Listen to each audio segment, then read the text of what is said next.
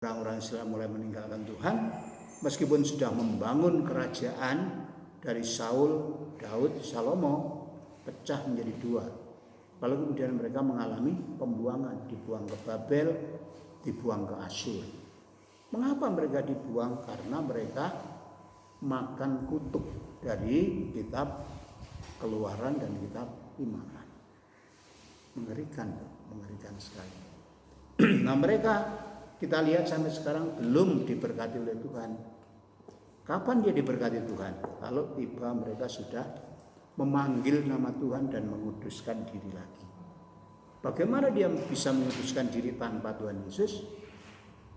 Ada teori yang berkata lembu betina merah. Itu diajarkan di dalam kitab Imamat, ya. Kita nggak usah cari ke sana. Tetapi terus-menerus akan menjadi bangsa yang menderita, dan sampai sekarang dihina Israel itu.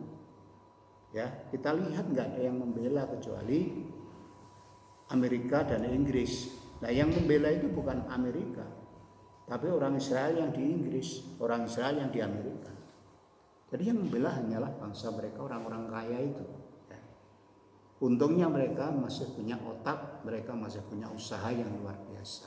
Jadi mereka bisa kembali ke tanah Kanaan dengan membeli tanah itu. Mereka merebut sedikit saja daratan Golan, peperangan luar biasa. Merebut sedikit saja tepi barat, wah, sudah ada perang Palestina yang sangat luar biasa. Nah, itulah sejarah dalam Perjanjian Lama. Ya, mengapa berakhir? Mengapa ada kutuk? Ya, kita tahu bahwa memang Israel diberi berkat dan kutuk. Hidup mereka berat. Saya sampaikan kalau saya hidup di Perjanjian Lama menjadi jemaat Israel, paling nggak sampai umur 15 tahun udah mati. Ya. Sudah banyak aturannya banyak sekali, sehingga harus melakukan ini dan itu dan seterusnya. Ya, itu sejarah Israel. Terus bagaimana sejarah Perjanjian Baru? Apa yang pertama? Kitab Matius, Injil. Injil itu 4 kitab berbicara hal yang sama. Lalu setelah Injil ada kisah rasul. Kisahnya para rasul mendirikan jemaat. Setelah itu ada apa? Surat-surat. Ada surat Paulus, jumlahnya 13. Dan surat umum ada berapa? 6 atau 7 itu. Nah, surat-surat itu adalah penggembalaan kepada jemaat yang sudah didirikan Paulus. Lalu Perjanjian Baru ditutup dengan apa? Kitab Wahyu. Wahyu itu apa isinya?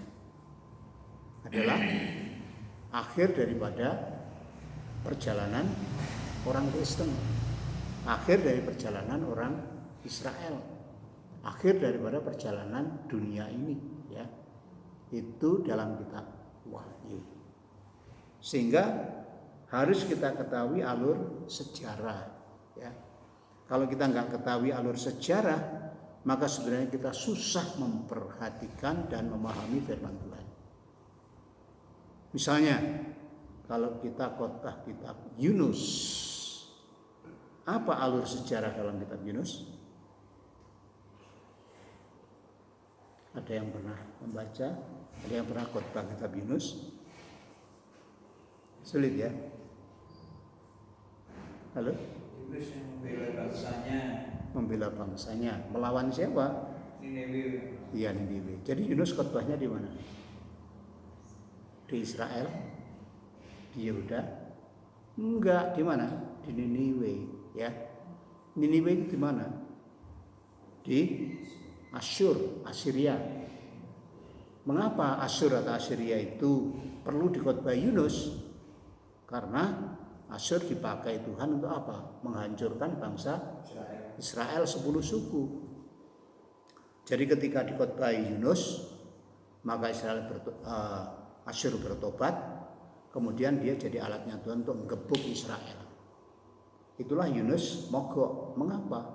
Bagaimana mungkin bangsa yang lebih berdosa dari Israel tapi dipakai Tuhan? Jadi Yunus nggak mau ada orang-orang luar itu bertobat, itu nggak mau. Dan akhirnya dia harus kembali. Tapi dalam pasal 4 kita betul-betul sedih mendengarkan kata Yunus. Itulah yang aku takutkan, bahwa Tuhan itu panjang sabar dan berlimpah kasih setianya, sehingga dia mengampuni orang yang bertobat. Nah itu. Tapi Israel nggak mau bertobat, jadi nggak diampuni Tuhan, sehingga digebuklah, dibuanglah orang-orang Israel itu ke tanah Asyur. Gitu. Kemana Daniel pelayanan? Di mana? Di Babilonia. Saya kira di Israel. Ya, jangan salah. Daniel, Sadrah, Mesah, dan Abednego, 4 orang ini pelayanan di Babel atau di Kasdim. Mereka dipakai Tuhan. Siapa Babel itu? Seorang raja yang bernama Nebukadnezar, raja yang besar, diberkati Tuhan, tapi dihajar oleh Tuhan sampai dia merendahkan diri. Ketika dia meninggikan diri melawan Yang Maha Kuasa, sama Tuhan dijadikan lembu. 7 tahun dia makan rumput sampai dia bisa mengakui bahwa Yang Maha Tinggi, yaitu Tuhan, yang dalam bahasa perjanjian lamanya Yehwah itu adalah Tuhan yang Maha Kuasa, memberikan kuasa kepada orang yang dikasihinya. Nah ternyata Babilonia itu adalah bangsa yang dipersiapkan untuk siapa? Menghancurkan kerajaan Yehuda.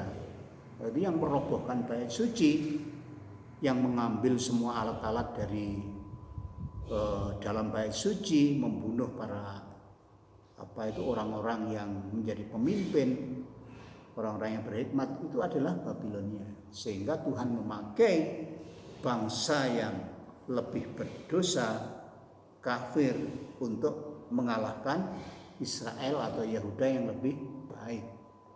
Itulah doanya Habakuk, ya. Habakuk berdoa, Tuhan mengapa? Dan Tuhan menunjukkan, aku bekerja. Israel tidak bertobat, ya aku hajar dengan cara yang lain. Nah kalau begitu yang kita ketahui apa? Kesimpulan kita, kalau bangsa Israel yang dikasihi Tuhan seperti itu, dipimpin dengan mujizat, dimanjakan dengan berkat-berkat, ketika dia bersalah dihajar, digebuk, dibuang, apalagi kita orang Kristen, ya. Kalau orang Kristen manja terus hidup di dalam dosa, apakah kira-kira sikap Tuhan Yesus? Memang mengampuni 70 kali 7, tapi kalau tidak bertobat, Tuhan akan sikat kita lebih murka lagi, seperti ilalang di antara gandum, tangkap, panen, ikat, dimasukkan api neraka. Apinya nggak pernah berhenti, ulatnya nggak pernah diam. Itu kayak bertentangan, ya. Ulatnya bisa tahan api. Jadi kita lihat di sana sesuatu yang mengerikan. Itu yang akan terjadi, alur daripada sejarah, sehingga kita tidak akan salah. Khususnya nabi-nabi itu orang sering mengutip dan salah, ya. Orang berkhotbah dari kitab nabi-nabi, tetapi alur sejarahnya salah. Nah kalau yang dikhotbahi ngerti, ya mereka langsung hilang berkatnya. Iki khotbah tapi nggak ngerti alur sejarah daripada Alkitab. Nah kita harus belajar sampai di sana, yang namanya sejarah suci, alur sejarah dalam Alkitab, sehingga jelas kita angkat. Nggak semua yang dikatakan dalam perjanjian lama itu diambil, diterapkan kepada gereja, ya. Itu. Jadi pengkhotbah amatiran itu harus hati-hati kalau mengkhotbahkan perjanjian lama. Ayat-ayat yang dikatakan di sini tadi itu harus kita cari makna rohaninya. Misalnya firman Tuhan berkaitan dengan Mazmur 1 ayat 2 dan 3 tadi. Kalau merenungkan Taurat Tuhan siang dan malam, maka kita akan segar, menghasilkan buah dan berhasil. Apakah kita merenungkan Taurat? Taurat yang mana? Merenungkan nggak melakukan sudah mati, dibunuh, dihukum karena Taurat itu. Tetapi maknanya adalah orang yang sungguh-sungguh menjadikan firman Tuhan itu gaya hidupnya setiap hari, Tuhan akan membuat dia menjadi orang yang berbuah pada musimnya, segar hidupnya dan berhasil apa yang dilakukan. Ya, jadi yang pertama kita harus memahami alur sejarah. Terus yang kedua apa lagi? Penting untuk memahami budaya Israel. Iya, penting untuk memahami budaya ya. Jadi jangan copot ayat terapkan, itu harus hati-hati karena apa yang kita ambil itu lahirnya dari budaya Aram dan budaya Israel ya. Belum 6:30. Wah, istri saya rajin itu karena ulang tahun. Ya, jadi kita dapati apa yang harus kita pikirkan mengenai adat budaya Israel. Jadi Alkitab itu dibungkus oleh adat dan budaya, oleh kebiasaan Israel. Jangan langsung terapkan untuk orang Jawa ya, beda jauh gitu ya. Contohnya Tuhan Yesus memberi perumpamaan dalam kitab Lukas pasal 15. Kemudian ada seorang yang kehilangan 1 dirham. 1 dirham saja. 1 dirham itu kecil karena dia memiliki 10 dirham. Lalu apa yang dilakukan dengan uang yang hilang 1 dirham itu? Dia menyapu rumahnya, membersihkannya sampai uang itu ketemu. Kalau ketemu apa yang dilakukan? Bersukacita, mengundang tetangganya, kumpullah bersama dengan aku, bersukacita karena dirham yang hilang telah ditemukan. Apa pentingnya dirham itu? Kalau hanya uang 1 dirham, ngapain harus mengumpulkan tetangga dan bersukacita?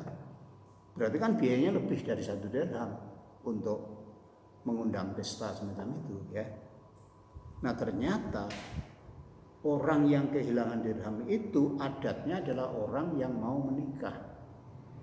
Itu adalah uang mahar yang harus diberikan kepada pihak pengantin laki-laki. Orang mengumpulkan dirham itu khas ya. Dirham itu memang tidak mahal harga rupiahnya, harga nominal uangnya. Tetapi kelengkapan 10 itu adalah sebuah persyaratan. Kalau dia memberi hanya 9 kepada calon suaminya, itu artinya dia tidak menghormati, tidak menghargai pasangannya. Sehingga ketika 1 dirham hilang, dia sedihnya luar biasa. Dan dia harus menyapu semuanya. Dan ketika ketemu, dia bangganya luar biasa. Karena apa? Jadi nikah. Itulah adat yang ada di dalam orang Israel ya. Adat yang ada di sana. Masih banyak lagi adat yang ada di sana yang harus kita kaji. Dari mana kita bisa mendapatkan pengkajian tentang adat itu? Jadi kalau kita berbicara orang Samaria tidak bergaul dengan orang Yahudi, pasal 4 kitab Yohanes. Apa yang menyebabkan mereka tidak bergaul? Karena orang Yahudi merasa murni, orang Samaria campuran. Orang Yahudi adalah keturunan Yahuda, kerajaan Yahuda.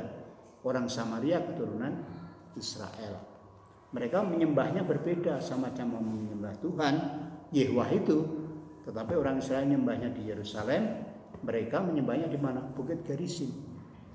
Sedangkan Bukit Gerisim itu sebenarnya adalah tempat di mana mengucapkan berkat dan mengucapkan kutuk. Jadi kita dapati bahwa adatnya itu seperti itu. Jangan, ini artinya orang yang Kristen dan gak Kristen itu gak bergaul. Salah ya. Kalau orang yang gak Kristen dan Kristen itu gak bergaul, ya kita pelayanannya kemana? Ya. Gitu ya. Nah, mengapa enggak seperti perjanjian lama? Orang berdosa dibunuh dalam perjanjian lama kalau dia enggak mempersembahkan korban penghapus dosa. Kalau kita berdosa dibunuh oleh Tuhan, mati 5, mati kabeh. Dipateni kabeh.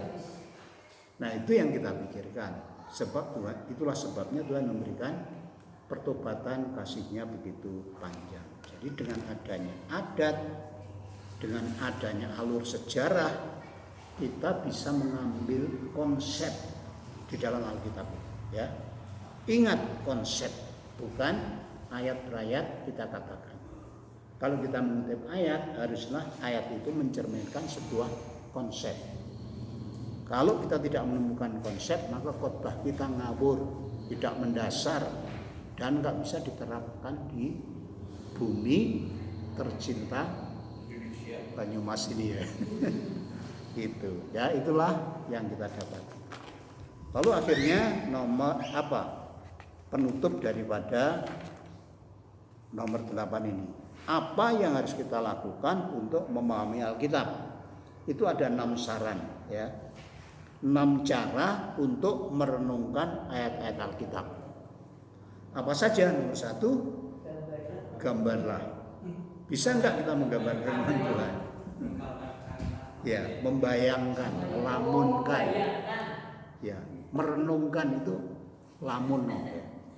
Kita kan udah biasa ngelamun, ya dok.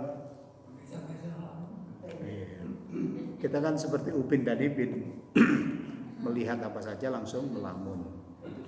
Melihat ada mobil Fortuner lewat, kita sudah langsung melamun. Ya, dan seterusnya. Itu artinya membayangkan. Terus nomor 2, apa yang kita lakukan? Membaca dengan keras. Jadi enggak hanya 1 kali, tapi bacalah dengan keras. Dan ketika kita membaca, mendengarkan suara kita sendiri, ada dampaknya, ya, ada dampaknya. Itulah kalau dalam ibadah kita membaca Alkitab bersama-sama, baik itu bergantian laki-laki perempuan, hamba Tuhan dengan jemaat, itu adalah cara yang menolong, cara yang sangat penting. Demikian juga kita ketika belajar, satu orang demi satu orang membaca, supaya apa? Supaya apa yang kita baca kita dengar sendiri. Lalu yang ketiga, apa yang kita lihat? Tulis ulang ayat-ayat Alkitab dalam kata-kata saudara sendiri. Jadi punya buku kerja dan menulisnya seperti ini, ya. Itu adalah cara yang paling gampang. Saya melakukannya. Khususnya kalau mau buat khotbah, itu harus digitukan, ditemukan bagian-bagian yang terpenting dari teks itu. Lalu kemudian apalagi adalah berdoa. Ya pasti ya. Alkitab itu adalah dihasilkan dari dorongan Roh Kudus. Jadi cara menulis Alkitab dengan Roh Kudus, cara membaca Alkitab, cara memahami dengan Roh Kudus, cara khotbahnya diurapi dengan Roh Kudus. Jadi peran Roh Kudus itu sangat penting. Lalu kemudian ajukan pertanyaan dalam Alkitab. Ajukan pertanyaan itu apa saja yang ingin saudara ketahui. Jadi sekali lagi intinya, kalau kita baca Alkitab, kita harus menemukan konsep. Bagaimana cara kita menemukan konsep? Tanyalah apa yang kita baca itu pokoknya apa. Nah, pokok itu biasanya hanya 1 kata. Ya. Misalnya kita baca ayat sekian sampai ayat sekian, apa pokoknya? Pasti kita bisa menyimpulkan. Misalnya kebangkitan Tuhan Yesus, kuasa kebangkitan. Misalnya apalagi berkat dalam memberi persembahan, berkat dalam memberikan perpuluhan. Jadi kita dapati pokok itu sangat jelas. Lalu mencari pelengkapnya. Pelengkapnya itu adalah apa yang dikatakan pokok itu supaya kita mengerti maksudnya. Sehingga kalau kita membaca Alkitab telah menemukan pokok dan pelengkapnya, itulah konsep. Jadi yang dikhotbahkan apa? Itu yang dikhotbahkan. Itu yang dibagikan. Jadi bukan kita menunggu orang lain mengatakan lalu mengutip, ya, kulaan namanya. Bukan itu, tapi kita harus mencari sendiri dengan cara itu. Sehingga kita tahu kata yang sering diulang, kata-kata kerjanya apa saja, siapa subjeknya, siapa objeknya dalam Alkitab itu. Lalu kemudian kita tahu mana yang terpenting dari bagian Alkitab. Nah, itulah cara kita menguasai Alkitab. Yang pertama alur sejarah, yang kedua adat kebiasaan, yang ketiga temukanlah konsep di dalamnya. Ya, oke. Lalu nomor 9 itu adalah tugas. Ketika kita sudah mempelajari pasal 1, pelajaran 1 mengenai Alkitab, apa yang telah kita terima, apa yang kita pahami, dan mungkin kita bisa berbagi. Berbaginya enggak sekarang, nanti ya, di pertemuan berikutnya. Semoga pertemuan berikutnya lebih antusias lagi. Puji Tuhan. Sampai di sini pertemuan kita hari ini. Mohon maaf, enggak sampai jam 7 karena sekali lagi